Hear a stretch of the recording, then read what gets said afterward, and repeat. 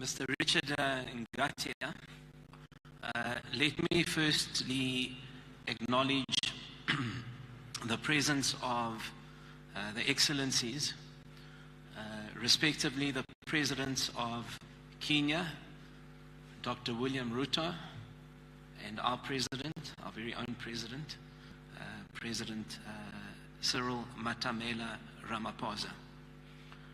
Excellencies, Honorable Ministers, distinguished business colleagues, ladies and gentlemen, members of the media. It's indeed a great pleasure for me to deliver a short and brief message for and on behalf of South African business, and particularly business that is represented in this delegation on the state visit today. So as not to break the continuum of the resolutions that my colleague Richard was reading out, I'm going to continue from paragraph 7, and once completed, the good news is it only goes up to number 11, incidentally. Otherwise we can be here the whole day. So it stops at number 11, and then I will offer some closing remarks again on behalf of business and those that participated in the forum. So paragraph 7 reads as follows, and it continues from the earlier paragraphs. This forum underscored the role of communication, ICT, and IT-enabled services as a facilitator for intra-Africa trade, and called on the governments to expand the laying down of digital infrastructure and harmonization of regulatory frameworks in this sector so as to increase intra-Africa trade. Paragraph 8, the forum identified potential areas of cooperation and collaboration between the private sectors of our two countries, particularly in joint financing of infrastructure projects following the public-private partnership PPP model. These projects cut across ports, railways, roads, and energy, and provide the firm foundation for enhanced trade and investments. In this regard, ladies and gentlemen, the forum proposed the establishment of a special fund by our two governments to support preparatory work for strategic infrastructure projects that will ease project financing by the financial institutions. Paragraph 9. President, I'm sounding like a lawyer, like you are, going through all these paragraphs, but paragraph 9, the forum highlighted specific opportunities which could be harnessed for enhanced economic growth in Eastern and South Africa, including the automotive and component manufacturing, agro-processing, trade in services, industrialization, and inter-trade between our two countries. Paragraph 10, the forum took note of the progress of the growth of trade volumes since our last meeting in Pretoria 12 months ago. The captains of industry therefore appreciated the importance of the forum as a platform for exchanging views and ideas of jointly working together to harness the many opportunities that exist between our two countries. Furthermore, the forum underscored the importance of cooperation and complementarity between the private sector of our two countries and the need to meet regularly to deepen these ties.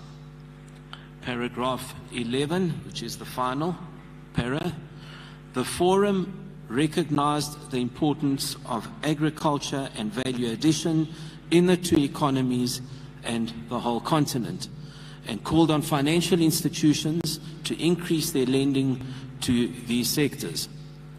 In this regard, financial institutions committed to develop unique products that suit the agricultural sector.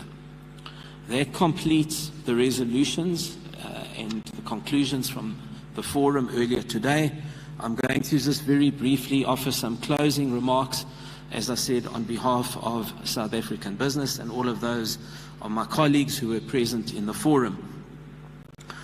The first order of business, may I convey on behalf of South African business, our congratulations to His Excellency, Dr. William Ruto, on your recent election, and in particular what we're excited by is business, because business always wants certainty and predictability and stability.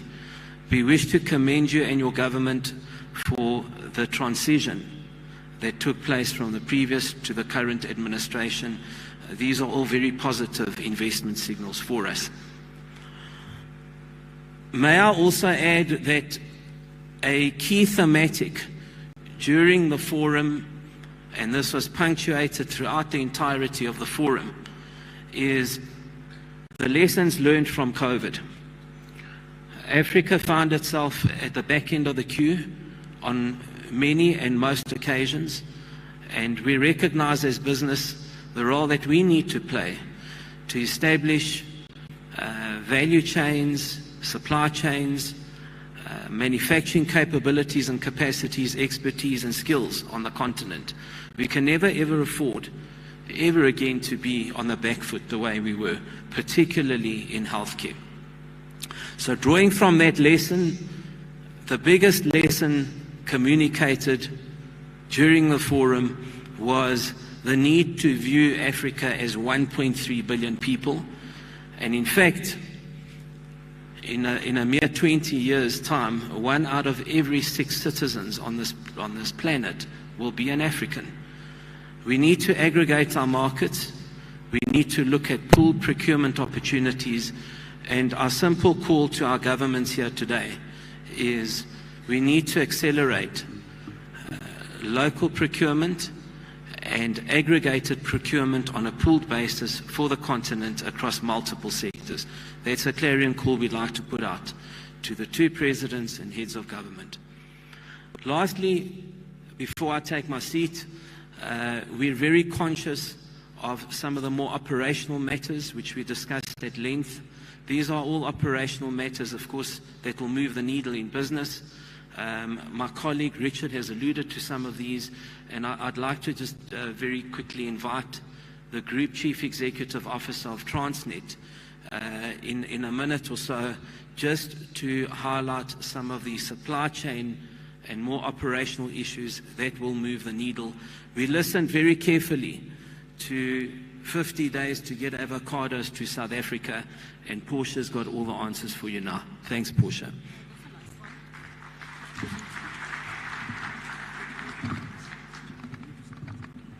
Good afternoon, Excellencies, and I will be fast. So, being thrown under the bus on the avocado, I might as well explain that one of the key issues that we have to deal with is to develop feeder vessel systems on the continent. What a feeder vessel system would do, it would enable bilateral flows of cargo, so avos would be able to move from Kenya to South Africa and the other way around. But as the gentleman with the avos would tell you, we have to deal with another problem, which is phytosanitary rules and the standards of entry between the 2 countries. We actually need to get to a point where we standardize to whatever's the highest, because at present, Kenya is able to export everywhere in the world but to South Africa because of our standards which don't allow it to come in. But on the same breath, we are not able to get berries into Kenya coming into this country, partly because of a shortage of infrastructure. We need a lot more cold storage facilities at ports across the value chain so that we would be able to improve fundamentally trade in the agricultural sector. The other issue which it would be quite easy to resolve, and I think it was raised if there was will, is around the multiple inspections, pre-loading and post-loading, when you offload either in South Africa or you're loading from this part into Kenya. And then lastly, which is a difficult one, I know, because Kenya is part of the the East Africa area, the common external tariff that gets charged means that you charge exactly the same tariff on South African products coming in, which makes it much more expensive. And we believe that this is an area that could be dealt with. Thank you very much. Thank you very much, Your Excellencies. That is a brief summary of the deliberations at the Business Forum today. With the gracious permission of Your Excellencies, the Cabinet Secretary for Trade, Investment and Industry Kenya, Honorable Moses Kuria, will guide the next part of the program. Waziri, karibu sana, so that you can guide us to the next part of the program. Asante. Your Excellency, President William Ruto, President of the Republic of Kenya, Your Excellency President Cyril Ramaphosa, President of the Republic of South Africa, fellow Cabinet Secretaries, Ministers from South Africa, ladies and gentlemen. Before I make brief remarks, let me take this opportunity to invite my brother, the Minister for Trade, of Industry and Competition of the Republic of South Africa, Mr. Ibrahim Patel, to make some brief remarks. Minister Patel.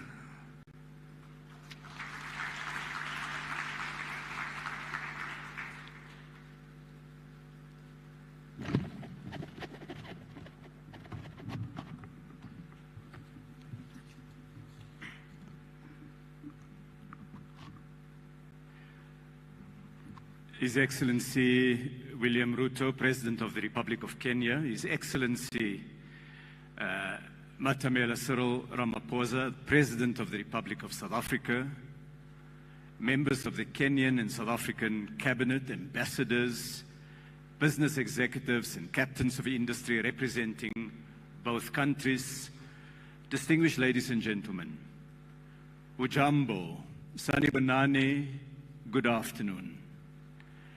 Excellencies, we've had more than 300 business representatives who've been involved in plenary and roundtable discussions for much of today. You would have heard now from the two business representatives. They had excellent discussions, and they are eager and keen to get down to doing more business with each other, to invest more, to trade more. Trade between our two countries is beginning to support the joint vision of industrialization of both countries, though much still needs to be done. Your Excellencies, South Africa exported key inputs into Kenya's industrial supply chains, including coal to power Kenyan industry, particle board used to make furniture here, steel to be transformed in Kenya, and car kits that are assembled in Kenya. Kenya is now South Africa's largest global supplier of fresh flowers. But we also recognize that the overall level of trade is not sufficient. Indeed, it went down in both 2020 and in 2021. And in particular, South African exports declined, which we look to reverse. At the same time, there's vast scope for more Kenyan products in the South African market, from the delicious teas and range of fruits to Kenyan manufactured articles. Minister Kuria and I are already working on unlocking those opportunities. Firms from both sides see opportunities to invest.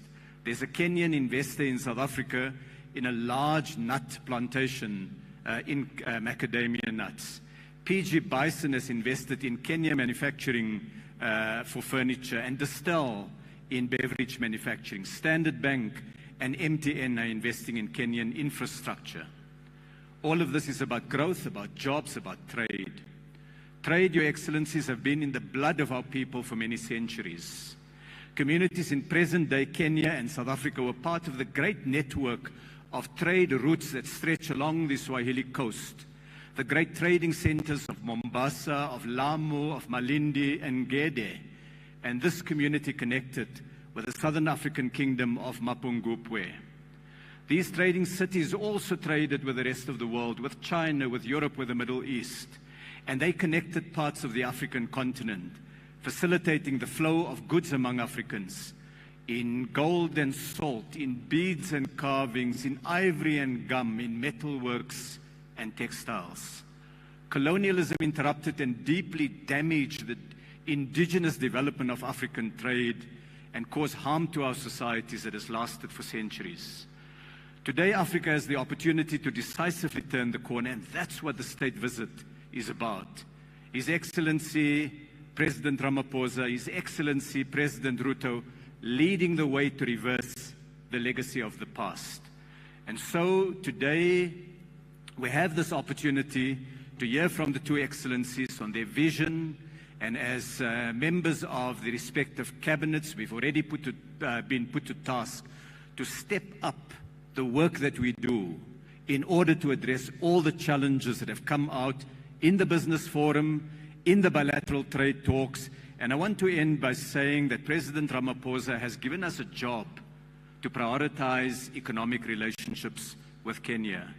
As leader of the African Union during the COVID period, President Ramaphosa championed the idea of Africa making its own medical products, from vaccines to face masks to ventilators.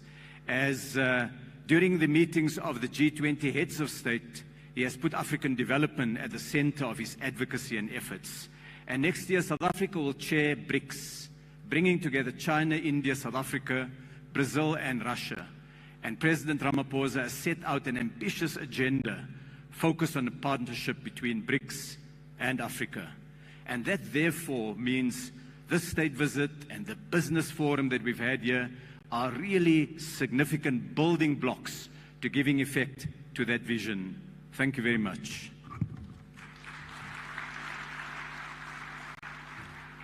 Thank you, Your Excellencies. Your Excellencies, Kenya exports goods worth $38 billion to South Africa. And this is mainly primary products, cut flowers, avocados, tea, vegetables. While South Africa exports goods worth $650 million, mostly as inputs within our manufacturing. So already you can start to see the imbalance that we face.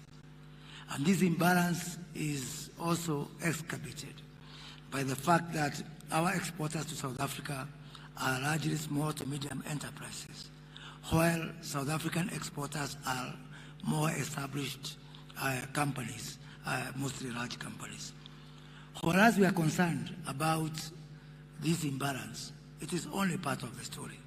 The bigger story is that Kenya and South Africa continue to lose the bigger opportunity that exists within the wider African market. We continue to trade more with the rest of the world than we trade within ourselves.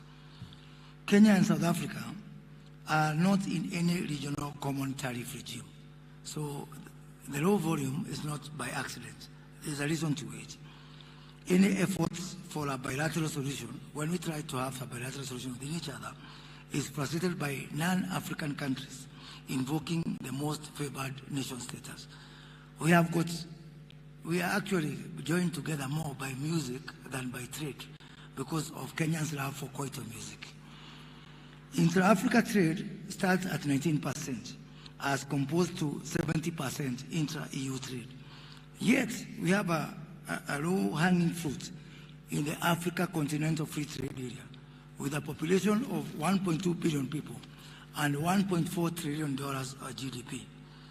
To enable our 110 million people between our two countries trade with each other and with the 1.1 billion Africans, it is important to talk to some countries to unlock the South African Custom Union so that we can kick off the guided trade mechanism that exists between ACFTA countries. And Kenya has indeed already started trading with some countries as far away as Ghana under this framework. Yet because of some of these bottlenecks, which are actually very solvable, we are unable to invoke the same to trade with our sister nation of South Africa. Even as we work on ACFTA, we have a lot to gain by activating the SACU EAC COMESA tripartite agreement, thus freeing trade among 800 million Africans. 11 countries have deposited TFTA agreements, and we need only 3 countries to deposit to make the agreement effective.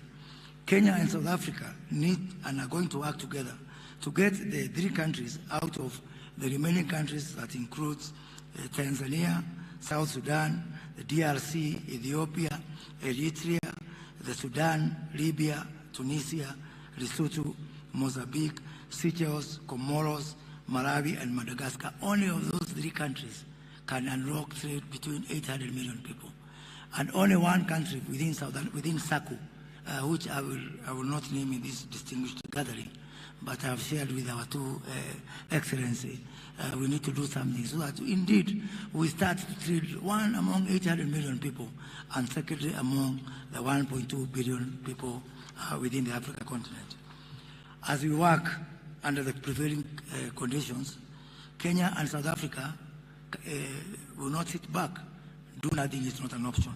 And we have agreed with the Minister Patel to set up a joint committee to unlock the non-tariff barriers which are hindering trade between our two nations. We had very strict instructions from our two presidents to do everything possible to look at the issues of logistics, to the issues of delays in our borders, and Kenya is actually taking the first step by establishing the first two bordered custom warehouses, one in Johannesburg and one in Pretoria, to support our SMEs so that they can be able to access the markets in a similar footing as our more established counterparts from South Africa. Kenya and South Africa will work together to build a consensus among African countries around the issue of the renewal of the AGOA, the Africa Growth and Opportunity Act, with the US, and also the Strategic Trade and Investment Partnership. And we have agreed that ahead of the US-Africa Summit that is going to take place next month in Washington, D.C., we are going to rally together the other African countries that are going to persuade our colleagues within the US administration, within the Congress, that extension of AGOA beyond 2025 is an issue of absolute necessity. The SCFTA conversation is not going to be a dialogue among governments only. The private sector voice must be on the table. In this regard, Kenya is proud to announce that in partnership with Standard Bank of South Africa, who are here today, we will host the first ever Africa Private Sector Alliance Conference in Nairobi in the first quarter of 2023 that will bring together Africa's top 50 companies in support of the ACFTA. So this is not going to be only a discussion among governments. We are working together to bring in a private sector, our big companies that have got the biggest influence within Africa, because ACFTA is not for the benefit of governments. ACFTA has got its owners, and its owners are the private sector within the continent.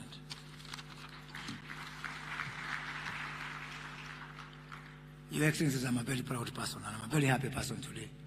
8 days ago, on my second day of work, I woke up in Pretoria to meet my counterpart, Minister Patel. Today, you've made us proud. The bold and brave decision that you've taken on the issue of visas for Kenyans in South Africa to South Africa can only be indeed be taken by brave men. And on behalf of our governments, our people, and our business community, I want to congratulate you, because surely fortune favors the bold. I think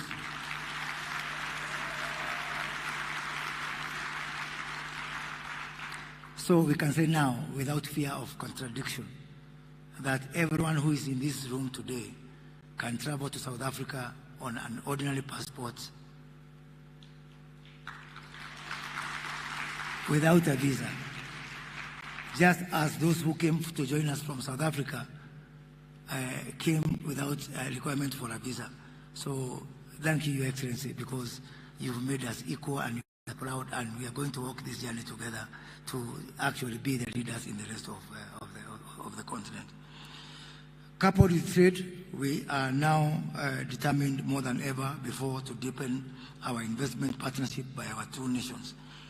And in this regard, we welcome our South African investors and counterparts to our PPP and Special Economic Zones investment conference, again, that will take place in the first quarter of next year, so that you can be able to showcase to interested investors like the likes of Transnet and Standard Bank of South Africa the many opportunities that exist within our PPP and our Special Economic Zone.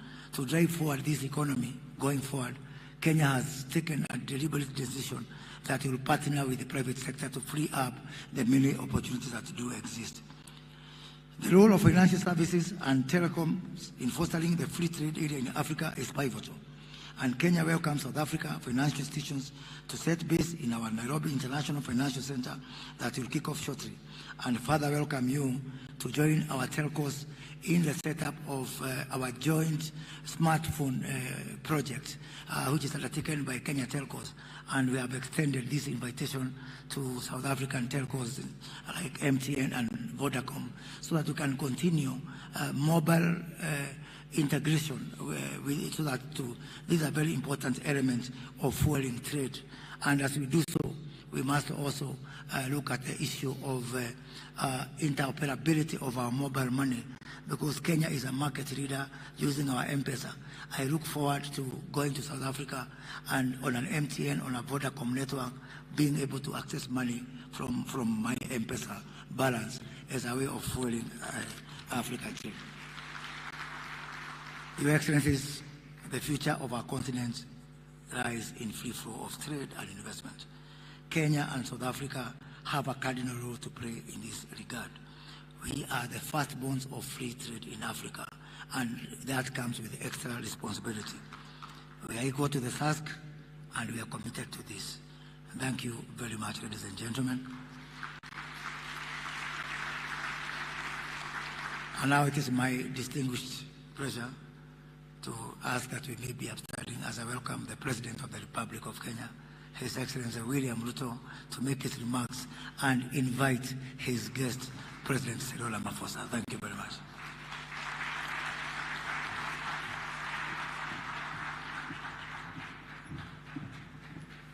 Please, let's take our seats. Thank you very much. Your Excellency, President Cyril Ramaphosa of the Great Republic of South Africa, distinguished ministers who are here, captains of industry, friends, good evening.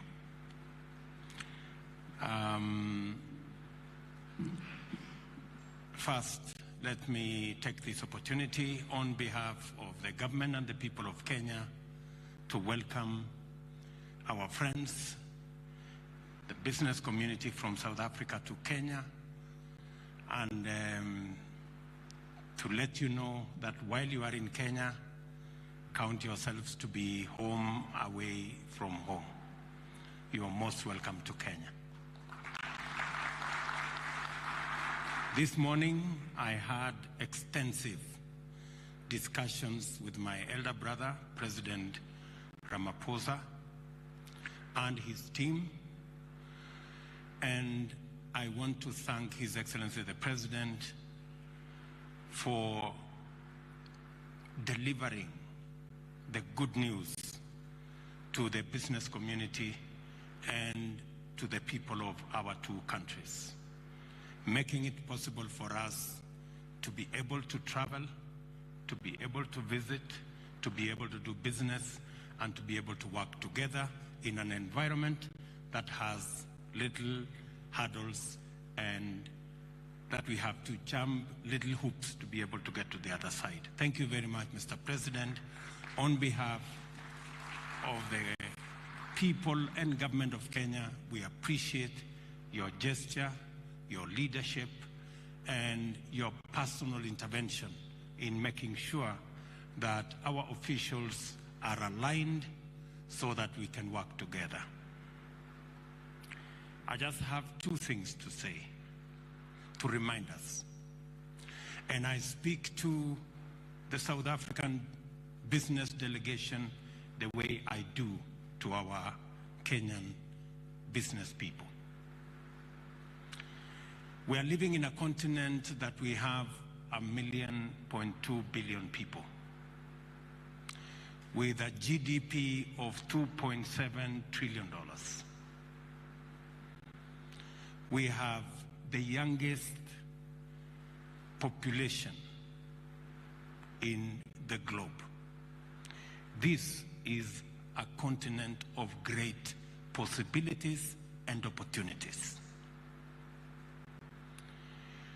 these opportunities and possibilities are hindered by bureaucracy, red tape, regulations, and many things that impede our collective progress. I told our teams earlier, we cannot share poverty, but we can share wealth. And we need to work together to create wealth. And we must eliminate the barriers, the hurdles. Our borders must not be walls. We must turn our borders from being hurdles to being bridges. We must turn our borders from being hurdles to being facilitative, so that we can do trade, we can do business, we can make investment, and we can move people, goods, and services freely in our continent.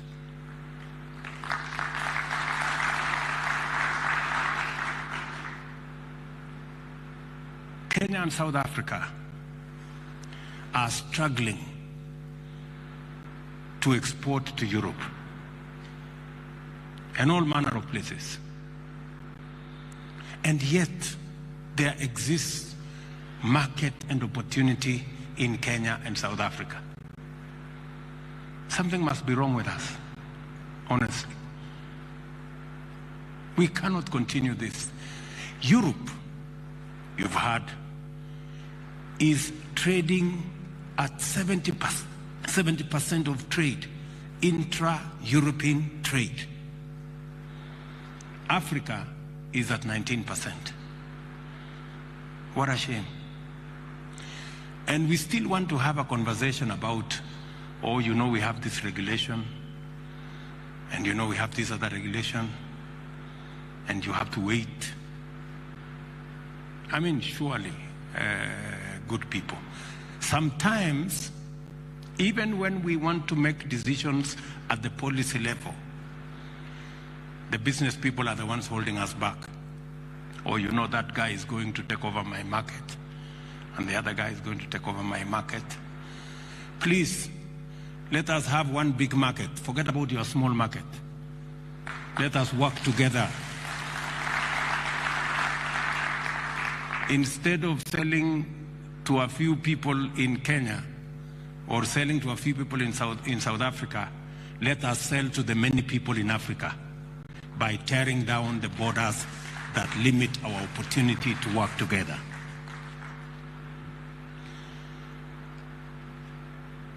I want to thank President Ramaphosa for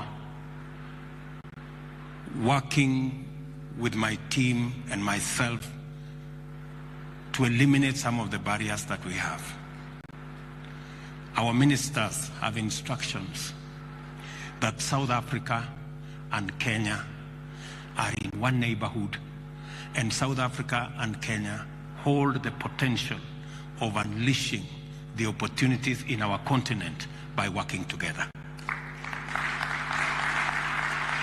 Combining the experience, know-how of the South African people with the agility and the innovation of the Kenyan people. The limit is the sky. There is no limit. We have limitless opportunity by working together. I want to promise my good brothers from South Africa that Kenya is open for business and Kenya wants to work with you. We have agreed on many of the other issues, and I want to thank our officials for being supportive of the positions that we have taken. Eliminating the barrier on meat exports. Why on earth would we ban South African meat from coming to Kenya, or Kenyan meat from going to South Africa? Why? There is absolutely no reason. And listening to the good lady who came to speak to us about these barriers, I never heard her say, this is very difficult. She kept on saying, this is easy. This is simple. We're going to do this. So I am yet to come across anything that is so difficult. I have only heard about things that are simple and easy. The question I ask myself, easy and simple, why am I not doing them? Let's just do this easy and simple things and get us working and get us doing business. Let me finally say the following. We have huge opportunities in Kenya for South African private sector and business entities. We have investments, we have huge opportunities in our housing and settlement plan. We are short of 2 million houses. My good brother, President Ramaphosa, told me you have already built 4 million houses in South Africa. We want to build at least 200,000 houses every year. And we want South African companies to come and work with us. Bring your technology, bring your investment. We are going to give you the land. We are going to build the infrastructure for you. We are going to make sure there is a sewer line, there is a road, there is electricity, there is water. And when you complete those houses, we are going to buy them from you. As soon as you complete, you hand over the keys to us. We pay you, you go to the next project as we look for mortgage for our citizens. You have opportunity. You have opportunity in our water harvesting program. We have decided that we are going to work with the private sector to deliver on our water harvesting program. We have already lined up the first 100 big dams, which we want to build using a water purchase agreement instrument. Build the dam, we will buy the water from you, and we will underwrite the purchase of that water from any of the investors, from our good friends from South Africa. There is tremendous opportunity for you to co-invest with us and for us to give you opportunity to earn good runs, good shillings, maybe even dollars from our working together under the private-public partnership window. We have sound South African investments in Kenya, from DSTV to Standard Bank and all the other operations. And I was very pleased to see the kind of partnerships in the various companies that we went through here in the grounds down outside here between South Africa and Kenya, from textile to furniture to manufacturing to fintech companies. And I want to tell you that South Africa and Kenya hold the key to unlocking the possibilities in the continent of Africa. We need to work together. And between me and my elder brother, I want to promise you that we are going to open doors for you, not just in Kenya, not just in South Africa, but in the continent of Africa, so that we can leverage on your expertise, on the resources you have to open our continent and to unlock the potential of wealth in the continent of Africa. I want to persuade you that this is an opportunity like no other. This is an opportunity of our lifetime. And even in the face of the challenges that we face with climate change and all the other attendant drought, floods, famine, we can still position our continent not just as a victim of climate change, but actually as a place where we can play a role in resolving the challenge of climate change. We have enormous resources in the green energy space. We have huge opportunities from our young people and the natural resources we have in this continent. The opportunity is beckoning for us to work together, and it starts somewhere. And I want to pledge that it starts with South Africa and Kenya. Thank you very much for listening to me. It is now my very humble duty to request His Excellency President Cyril Ramaphosa to be able to make his remarks. Mr. President.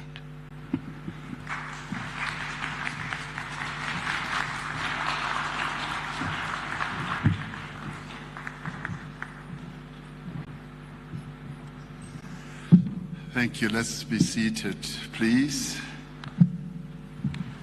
Program Director, Your Excellency, President Dr. William Ruto, ministers from both our countries, South Africa and Kenya, business leaders who are here present with us. I'd like to convey my joy and my special thanks to you, my dear brother, for inviting myself and my delegation to come to your beautiful country, but more especially as your first state visitor guest during the first part of your presidency. Thank you very much. You've given us more than a warm welcome to Kenya. Having been to Kenya a number of times, this has been a very special visit, largely because of the manner in which the discussions between our two delegations have really gone to great success and to new heights. Your country is not only known for the stunning beauty of this great country, but it is also known as a powerful economy in East Africa. And we see South Africa and Kenya having a symbiotic relationship in a number of areas. There's so much that we have in common, that we share. Our value system is very similar. The principles that we uphold, very, very similar. We're democratic, and you are too. You uphold human rights, so do we. Your governance structures, institutions, and processes are really outstanding. So there's much that binds us together as the two countries, and we are overjoyed with that. And our visit to you comes at a time when the world is facing enormous challenges, and we've just been recovering from COVID-19, and that too was an enormous challenge. I just want to speak on some of the issues and reiterate and endorse what President Ruto has just been saying, particularly about the enormous opportunities that we have on our continent in relation to our positioning in the world, in relation to our population as a continent, and in relation to the youthfulness of our population. And also get us to look back where we've come from. We're a continent that is quite resilient. Sometimes we browbeat ourselves into helplessness and submission and all that. I've always enjoyed President Museveni's take on our continent when he says, we are a continent of resilient people because we are survivors. We survived the most brutal form of punishment that was ever exerted on a people in the history of the world, colonialism. And they sought to wipe us out and to destroy us, but we survived. And we've emerged as independent countries, proud of our identities and surging forward. I mentioned COVID advisedly because as the world was gripped by this massive pandemic, as a continent we were able to distinguish ourselves in the manner in which we approached and we addressed COVID. We were the only continent that during this horrific pandemic were able to unite and to act as a continent in an integrated manner. If you ever want to talk about African integration, I saw it with my own eyes during COVID, when right at the outset of the pandemic, we developed a strategy, an African strategy of how to address and to approach COVID. And no other continent that I know of, even to a little extent Europe, was able to develop as good a strategy as we did. And that spoke to our integration. And we lived up to the strength, the resilient strength, and possibly hidden strength that we have as Africans who have survived a whole lot of other terrible things that were done to us as a people. And having developed that strategy, when the world was at sixes and ninths, trying to get personal protective equipment, and when all countries were running all over the world, overpaying for PPEs and what have you, going to suppliers all over the world, China, Europe, and being overcharged. We united once again and established an African medicine supplies platform where we all got together and started buying our PPEs at reduced prices.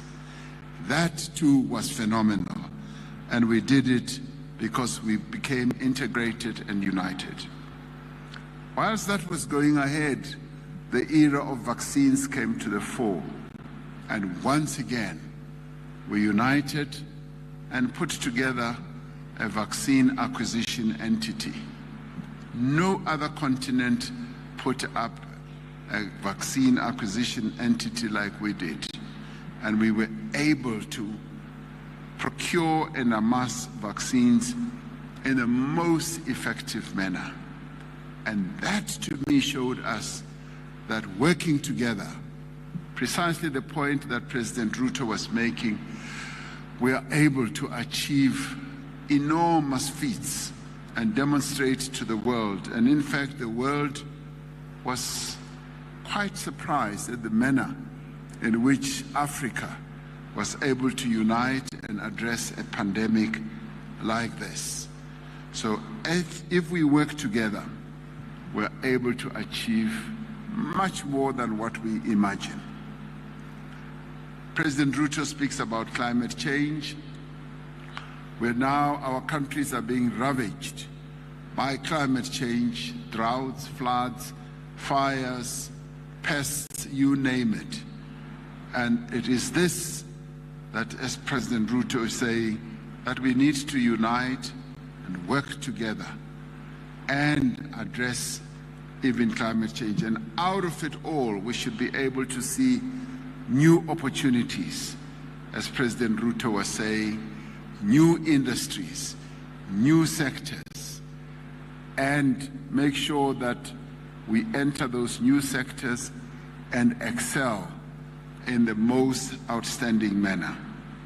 Having just returned from COP27, held on African soil in Egypt, where the stark realities about climate change were demonstrated to all. As Africa and as African leaders, we made it very clear that our countries cannot afford a further rise in global temperatures, but we also collectively called upon the more developed economy countries to honor their commitments. And they have been making commitments over and over and over again. In COP21 in Paris, they made a commitment that they would be investing $100 billion or making available $100 billion per year. They have not met those commitments. Now, collectively, a number of African leaders who were there, all of us, one message, several voices, we said, we want them to address the loss and the damage that our countries are suffering from.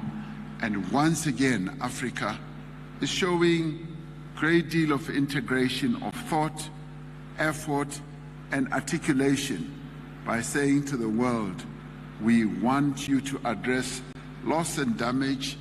We are hardly responsible as a continent to the damage that has been done and continues to be done to climate, and we therefore want you, yes, to pay up.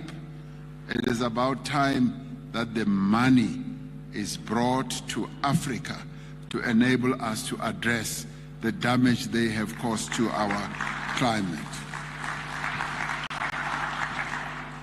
So, being here at this business forum, for me, and as President Ruto was saying, based on what we've been able to do in the past and the positions that we've collectively taken as a continent, it brings forward an important opportunity and message about what the business community should be able to do, working together with your various governments, for us to search forward to address the issue of integration.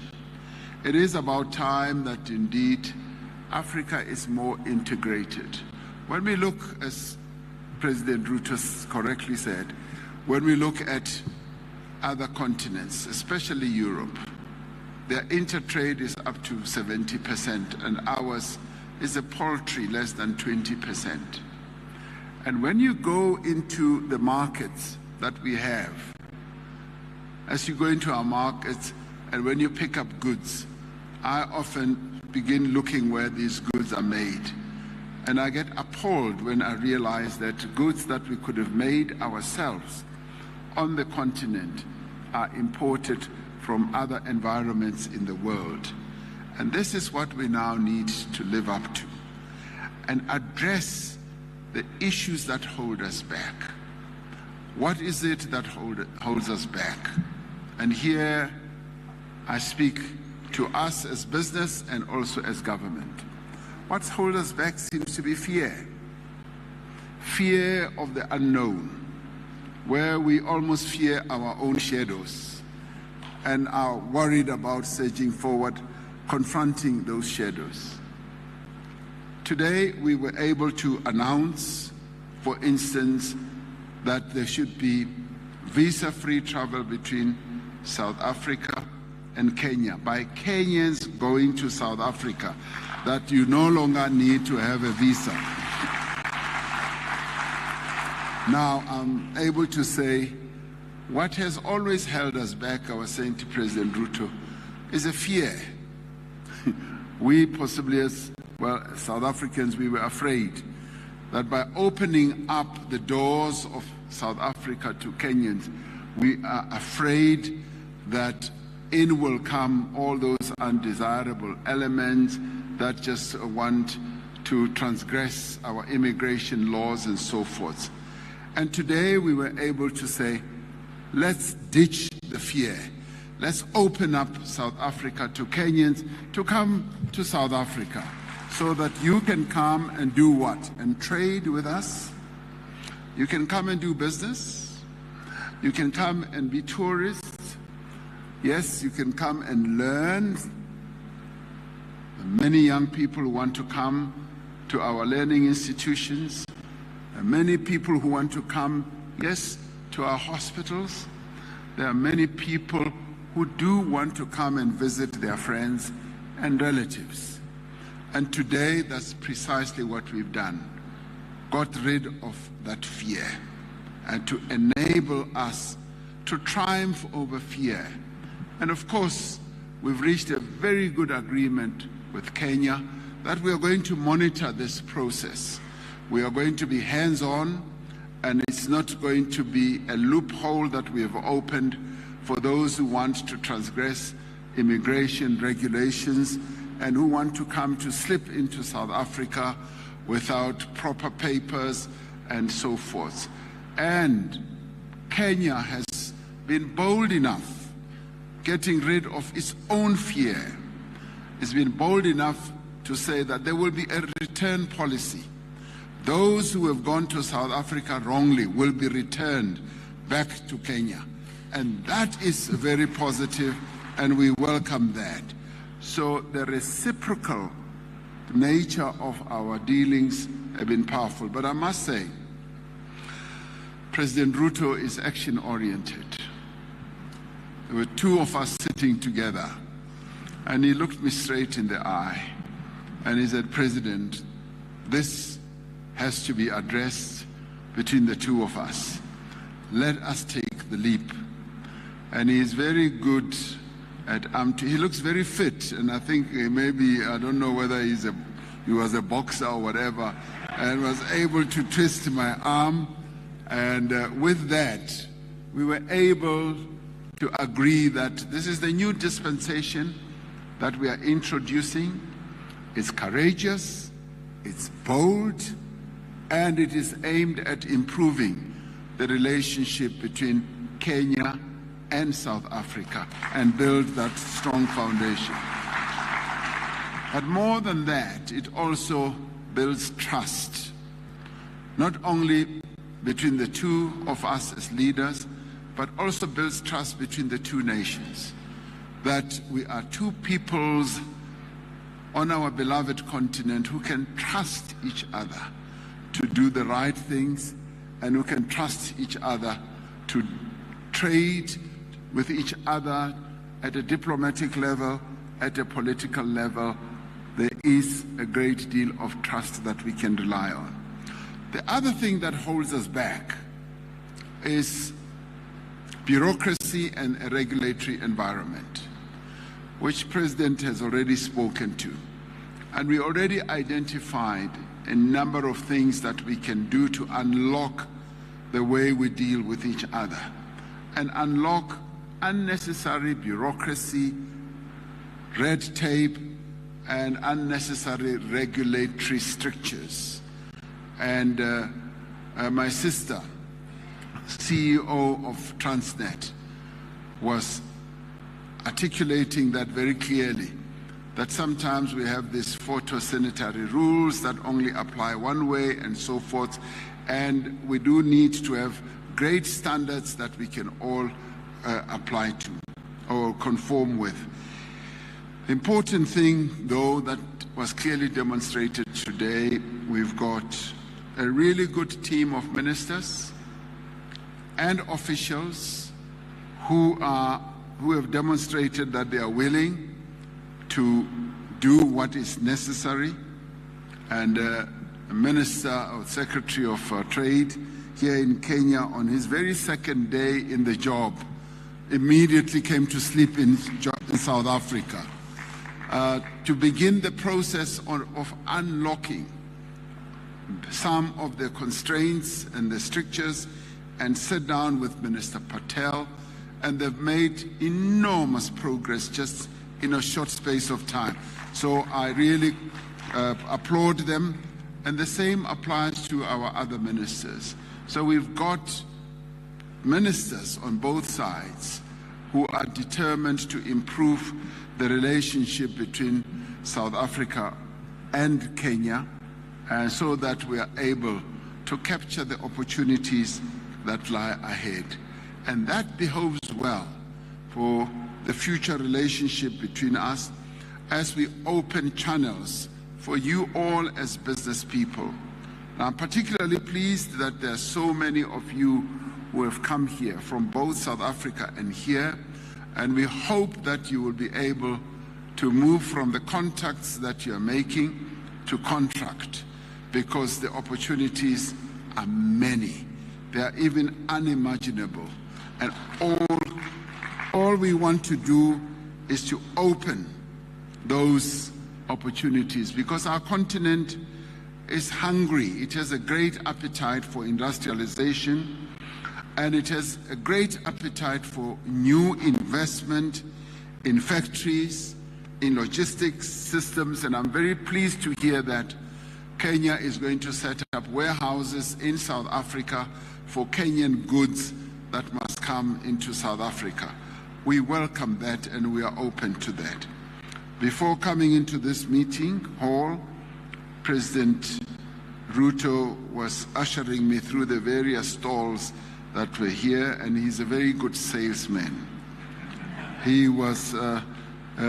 All morning he's been trying to sell me Kenyan tea, Kenyan coffee, avocados and all that. So as you see me, I'm full of tea as it is now, of Kenyan tea. So the opportunities are enormous. And as he was speaking up the opportunities, I want to reiterate that indeed we just see great opportunities, and opportunities that straddle between the private sector opportunities as well as the public sector, opening up the Kenyan market for both our state-owned enterprises as well as our private sector. But similarly, President Ruto, I'd like to say we want to open up also South Africa's market for your goods and services, and indeed for your public sector companies that can come to South Africa to do business. So in the end, it should be a two-way process. I was also particularly pleased to see a stall where medical products are also manufactured here, which speaks to precisely what I was saying earlier, where we were able as the African continent to push the world to get us to manufacture our own vaccines, and to push the world, the WTO and so on, where we said we want to be able to manufacture therapeutics and diagnostics as well. So it was a joy to see a company here in Kenya that is already making that. We've had enormous breakthroughs. And as we make these breakthroughs as government, we are saying we want the private sector to follow in suit, so that you notice and see all these opportunities that can be capitalized on. Now, the Africa Continental Free Trade Area is another great opportunity. Despite the little hurdles that are in place, where we are supposed to get a few countries to unlock the full-blown implementation of the Africa Continental Free Trade Area, and we are going to do that. In our own neighborhood, we have to get Lesotho to come along, the country that you didn't want to mention. We will do so. And in your own region, you've got others. Now, imagine the two economies. And let's not forget that Kenya and South Africa, Kenya is a very big and vibrant economy in East Africa. And South Africa is a big and vibrant economy. So we link the two regions in the world, and I've often said we link with Nigeria, we link with North Africa, and the continent is our playground. And that's exactly where we want you as businesses to play. So the quest that we have and the dream that we have, and imagine we also started it during COVID, but we also immediately started saying we need to scale up. We can't be running after a number of countries around the world and say, when we are sick, we want you to supply us with vaccines syringes and therapeutics and so on. We've got to make our own. This is Africa's century, and we must capture it and demonstrate to ourselves and those who will come after us that we did take up the opportunities. And now we've already demonstrated that we can. We can make vaccines here on the continent. The agreement that we got the world to start focusing on is to say there are a number of countries on the continent. South Africa is one, Kenya is one, yes, Rwanda is one, Senegal is another, Egypt is another. We can make our own vaccines. Just open up the regulatory strictures in the world. And that we have achieved. We're now pushing for therapeutics and diagnostics. And I think we will succeed if you, as business people, demonstrate to us that you are willing, ready, and prepared to take up all these opportunities that we are making. They're opening up. So that's the question of fear. We must get rid of the fear that we have, and the regulatory strictures we will take care of. So the opportunities are enormous, and I'm really glad that we can have this opportunity for me and President Ruto to come and hear your report. It's a very good report. It's a positive report and forward-looking. It enables us to unlock opportunities for trade between our two countries, and we will want to take further steps to increase overall trade. We've already heard that trade can scale $1 billion, and it can go even, between our two countries, it can go even further. And when we talk about trade, when I talk about trade, I'm not talking about one way. It's not only South Africa to sell. It's for Kenya to sell. I want to see Kenyan tea and coffee in South Africa as well. So we want to open our market, and we also want to open up investments. On the public side, President Ruto has already said, in housing, where, yes, we have developed a really good and special skill. We've built 4 million houses, and you need 2 million. We can work together. But in working together, we want also to build capacity to transfer the skills and the capabilities, so that as Kenya, you can also come and build houses in South Africa in time to come. So it has to be seen as a two-way process. So if we can look at all this in a broad sense, we will find that the sky indeed is the limit. We've got endless opportunities. And on our side, we want you as the business community not to tire, to keep raising the issues that are important to you. You've got great access. President Ruto is accessible to the business community here. And as we were going around the stalls, nearly everyone was focusing more attention on President Ruto, forgetting that I'm a buyer of Kenyan goods. They were focused, and I said, no, that is a good sign, because they look at him to unlock opportunities. Way back home, they look at me also to unlock opportunities. So both of us are accessible, are able to see how we can open up the opportunities and support you. So what I can say as I conclude is that we are here to support, to egg you on. Similarly, you as business people, take up the opportunity of having two governments that support you, two governments that want you to succeed, and two governments that are hungry, that are determined to grow our two economies. These are two strong economies in two parts of our continent. Let us work together.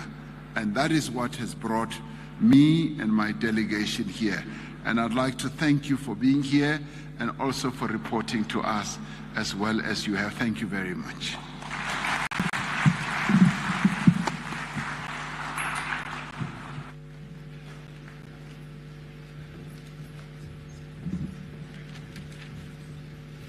Thank you very much, Your Excellencies. You may be seated. I wish to most humbly request Your Excellencies to invite you here for a photo opportunity. The first photo with Your Excellencies here on stage. For the second photo, Your Excellencies will be joined by the Cabinet. Welcome, Your Excellencies. The second photo, you'll be joined by the Cabinet Secretaries responsible for foreign affairs and trade for the two countries. So Cabinet Secretaries Moses, Cabinet Secretary